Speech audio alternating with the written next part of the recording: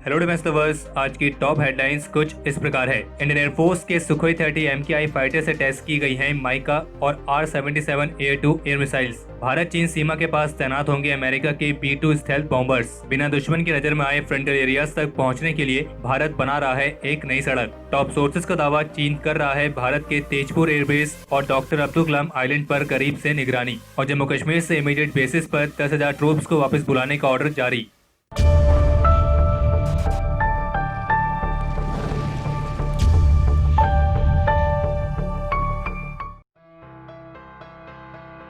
Top media sources के मुताबिक Indian air force ने ओडिशा कोस्ट में अपने फ्रंट लाइन फाइटर्स से अभी हाल ही में फ्रांस और रशिया से ली गई एयर टू एयर मिसाइल्स के कई टेस्ट राउंड्स आयोजित किए थे और इन मिसाइल्स के टेस्ट को एक सीक्रेट मिशन के तहत हासिल किया गया था। और डिफेंस सोर्सेज का कहना है कि इस दौरान इंडियन एयरफोर्स के सुखोई 30 MKI फाइटर से पहली बार सफलतापूर्वक MICA air to air missile को फायर किया गया है और इस मिसाइल का टेस्ट एक एक्सपेंडेबल एरियल टारगेट के खिलाफ किया गया था। और एफएल फाइटर्स में इंटीग्रेट किए जाने से पहले इंडियन एयरफोर्स ने अपने सुखोई फाइटर से भी सोमवार और मंगलवार को इस मिसाइल का परीक्षण किया है। और डिफेंस सोर्सेज के मुताबिक इस टेस्ट के दौरान सारे मिशन पैरामीटर्स को सफलतापूर्वक हासिल किया गया है और इस दौरान जो टारगेट सेट किया गया था उसे भी सफलतापूर्वक और सटीकता के साथ डिस्ट्रॉय किया गया है। और केवल इतना ही नहीं बल्कि ऐसी भी रिपोर्ट्स हैं कि इंडियन एयरफोर्स ने पिछले सप्ताह भी इसी तरह के कुछ टेस्ट राउंड आयोजित किए थे जिसमें इंडियन एयरफोर्स ने रशिया से ली गई R-77 air to air missiles को टेस्ट किया था। और इन दोनों ही अलग अलग मिसाइल्स के जो परीक्षण है वो इंडियन एयरफोर्स द्वारा कंडक्ट किए गए थे, लेकिन इसके साथ डीआरडीओ ने इसमें लॉजिस्टिक सपोर्ट प्रोवाइड कराया था और इंडियन एयरफोर्स अपने स्क्वाड्रंस को भी अपग्रेड करने पर काम कर रही है। हालांकि मिसाइल के परीक्षणों के बारे में फिलहाल इंडियन एयरफोर्स की तरफ से कोई भी ऑफिशियल स्टेटमेंट देखने को नहीं मिली है। और इसी के साथ कुछ ऐसी रिपोर्ट्स भी निकल के सामने आई हैं जिनके मुताबिक आने वाले कुछ दिनों में भारत चीन सीमा के पास यूएस एयरफोर्स के B-2 स्टेल्थ बॉम्बर्स के flyover missions, combat preparation drills और इंटरऑपरेबिलिटी एक्सरसाइजेस को आयोजित किया जा सकता है। और इन B-2 स्टेल्थ बॉम्बर्स का ये मिशन व्हाइटमैन एयरफोर्स बेस में स्थित 509 बॉम्ब विंग के रूटीन डिप्लॉयमेंट के तहत आयोजित होगा। और ये कोई कॉम्बैट मिशन नहीं है, बस इसमें हाईली सेंसिटिव पैसिफिक थिएटर में यूएस एयरफोर्स अपनी ऑपरेशन तैयारियों की समीक्षा करेगी।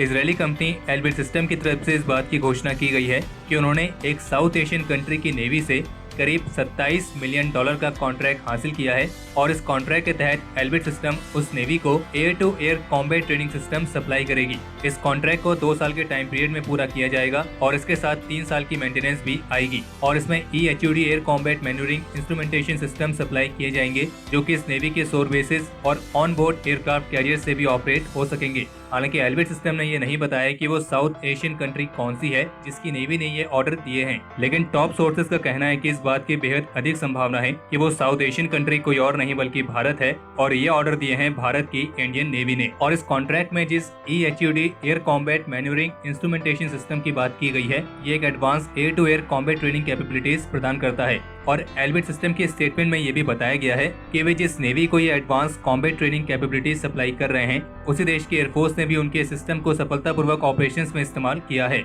यानी कि अगर ये साउथ एशियन कंट्री भारत है और इंडियन नेवी की तरफ से ये ऑर्डर दिए गए हैं तो इसका मतलब यह है कि एल्बिट सिस्टम इस तरह की ट्रेनिंग कैपेबिलिटीज वाले सिस्टम इंडियन एयरफोर्स को पहले डिलीवर कर चुकी है और इंडियन एयरफोर्स इसका इस्तेमाल ऑलरेडी अपनी कॉम्बैट ट्रेनिंग में कर रही है। बाकी इसके अलावा आज से इंडियन नेवी के टॉप नेवल कमांडर्स की 3 दिवसीय कॉन्फ्रेंस को शुरू कर दिया गया है और इस कॉन्फ्रेंस के इनॉग्रल सेशन के दौरान रक्षा मंत्री राजनाथ सिंह ने देश के मैरीटाइम इंटरेस्ट को सुरक्षित रखने के लिए इंडियन नेवी की सराहना की है और साथ ही शिप्स और एयरक्राफ्ट को तैनात करके प्रोएक्टिव रिस्पांस के माध्यम से किसी भी तरह की चुनौती का सामना करने के लिए इंडियन नेवी की तैयारी को देखते हुए उनके प्रति अपना विश्वास व्यक्त किया है।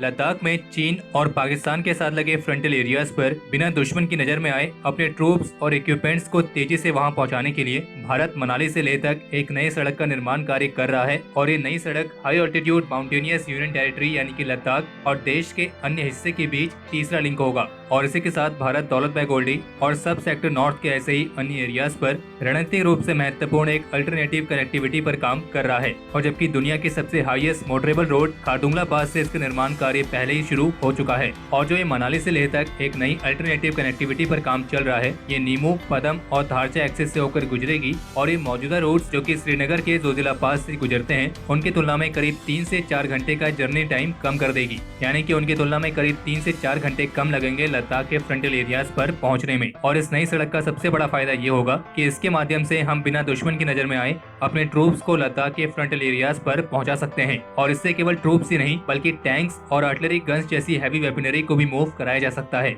और सोर्सेज का तो ये कहना है कि इस नई सड़क वाली परियोजना पर काम पहले ही शुरू हो चुका है। और जबकि सब सेक्टर नॉर्थ में एक अल्टरनेटिव रूट के लिए भारत ने प्राचीन कार्बन ट्रेड रूट को फिर से रिवाइव कर दिया है। और बता दें कि सब सेक्टर नॉर्थ में काराकोरम पास, टेप्सांग प्लेन्स और दौलत बेग ओल्डी एयरफील्ड मुख्य रूप से इसका हिस्सा है। सोमवार को आटमास्को लिमिटेड और छत्तीसगढ़ गवर्नमेंट के बीच एक मेमोरेंडम ऑफ अंडरस्टैंडिंग साइन हुआ है, जिसके तहत छत्तीसगढ़ में पहली बार डिफेंस कैटेगरी इंडस्ट्री की पहली यूनिट स्थापित की जाएगी। और ये यूनिट छत्तीसगढ़ में बुलेट प्रूफ जैकेट्स और हेलमेट्स को प्रोड्यूस करेगी। इस यूनिट को दुर्ग डिस्ट्रिक्ट में स्थापित किया जाएगा, जो कि रायपुर से करीब 45 किलोमीटर की दूरी पर है। और योजना यह है कि इसके पहले फेज में करीब 1 लाख बुलेट प्रूफ जैकेट्स और हेलमेट्स यहाँ पर मैन्युफैक्चर किए जाएंगे, जो कि इंडियन आर्म फोर्सेस और स्टेट आर्म्ड यूनिट्स के लिए सप्लाई किए जाएंगे। और आटमास्को लिमिटेड इसके लिए करीब 87.50 करोड़ रुपए का इन्वेस्टमेंट करेगी और इससे करीब 150 लोगों के लिए एम्प्लॉयमेंट जनरेट होने की उम्मीद है। और जबकि ऐसी भी रिपोर्ट सामने आई है कि इंडियन आर्मी कल्याणी ग्रुप द्वारा स्वदेशी तौर पर बनाई गई 155 mm और 39 कैलिबर की ट्रक माउंटेड अल्ट्रालाइट होविट्जर्स के ट्रायल्स को आयोजित कर सकती है। हालांकि कल्याणी ग्रुप ने इस होविट्जर के इंटरनल ट्रायल्स को पूरा कर लिया है और फिर बाकी के ट्रायल्स के लिए इंडियन आर्मी के सामने इसको पेश किया गया था। और फिर जब से रक्षा मंत्रालय की तरफ से 101 डिफेंस आइटम्स की इंपोर्ट को बैन किया गया है, तब से इस बात की संभावना बन रही है कि इंडियन आर्मी जल्द ही कल्याणी ग्रुप की इस अल्ट्रालाइट होविट्जर्स की ट्रायल्स को आयोजित कर सकती है। और अगर ये होविट्जर्स ट्रायल्स में सफल पाई जाती हैं, तो ऑब्वियस सी बात है कि इंडियन आर्मी इसके लिए ऑर्डर प्लेस करेगी। केंद्र सरकार की तरफ से यूनियन टेरिटरी जम्मू कश्मीर से 100 अलग अलग सीएपीएफ कंपनीज के करीब 10,000 पर्सनल्स को तुरंत वापस बुलाने के लिए ऑर्डर जारी किए गए हैं। और ये ऑर्डर जम्मू कश्मीर में सीएपीएफ के डिप्लॉयमेंट की समीक्षा किए जाने के बाद गृह मंत्रालय की तरफ से दिए गए हैं। और जो इन 10,000 ट्रूप्स को वापस बुलाया जा रहा है, इन्हें खास तौर पर पिछले साल आर्टिकल 370 हटने के बाद से यहाँ पे तैनात किया गया था और अब ये वापस से अपनी अपनी बेस लोकेशंस पर जाएंगे। और जो ये 100 अलग अलग सीएपीएफ कंपनीज को वापस बुलाने के लिए ऑर्डर दिए गए हैं, उनमें 40 कंपनी सीआरपीएफ की हैं और जबकि 20 कंपनी सीआईएसएफ, बीएसएफ और सशस्त्र सीमा बल यानी कि एसएसबी की हैं। और जम्मू कश्मीर से इतनी बड़ी तादाद में ट्रूप्स को वापस बुलाने का एक मतलब ये भी हो सकता है कि जम्मू कश्मीर के कुछ हिस्सों को छोड़कर अधिकतर हिस्से में शांति को स्थापित किया जा चुका है और आर्टिकल 370 हटने के बाद से ही इसमें सबसे ज्यादा तेजी देखने को मिली है। बाकी इसके अलावा एक रिपोर्ट ये सामने आई है कि चीन असम में स्थित भारत के तेजपुर एयरबेस और साथ ही डॉक्टर अब्दुल कलाम आइलैंड को काफी करीब से मॉनिटर कर रहा है। और ये तो आप जानते ही होंगे कि जो डॉक्टर अब्दुल कलाम आइलैंड है वो भारत की मिसाइल टेस्टिंग फैसिलिटी है, जो कि ओडिशा कोस्ट में स्थित है। और ये रणनीतिक और मिलिट्री कैपेबिलिटीज दोनों ही तरीके से भारत के लिए बेहद ही महत्वपूर्ण जगह हैं। और इंडिया टुडे की ओपन सोर्स इंटेलिजेंस टीम ने कुछ सैटेलाइट इमेजेस के माध्यम से ये पता लगाया है कि चीन अपनी रडार्स के माध्यम से भारत की इन दोनों महत्वपूर्ण लोकेशंस पर काफी करीब से नजर रख रहा है।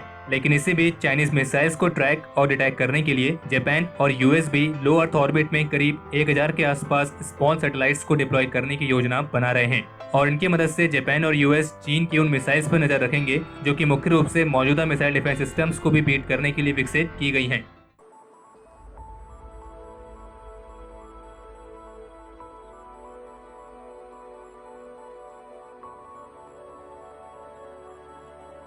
तो हमारे आज के इस एपिसोड के लिए इतना ही। अगर आपको ये एपिसोड पसंद आया हो तो इस वीडियो को लाइक करें और अगर आपका कोई सवाल या फिर सुझाव हो तो उसे कमेंट सेक्शन में शेयर करें। बाकी अगर आपने इस चैनल को सब्सक्राइब नहीं किया है तो इस चैनल को सब्सक्राइब करना ना भूलें।